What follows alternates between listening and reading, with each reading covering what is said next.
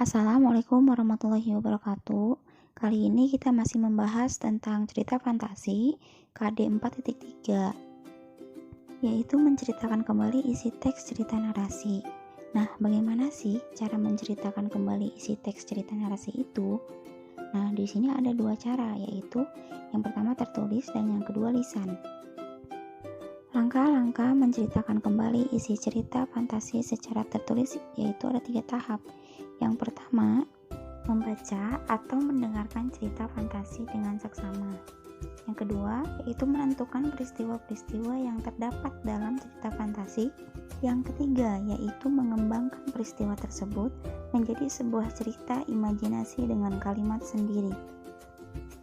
Cara yang kedua yaitu penyampaian kembali isi cerita fantasi secara lisan. Penyampaian secara lisan ini memiliki beberapa tahap.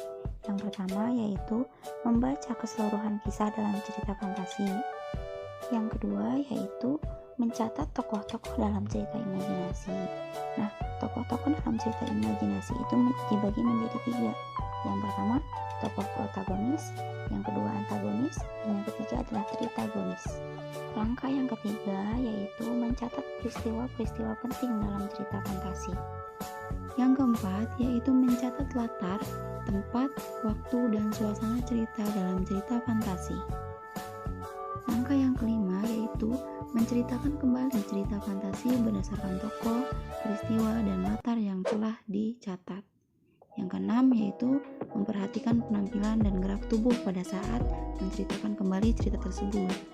Langkah yang ketujuh yaitu memperhatikan intonasi, irama, artikulasi, dan lafal.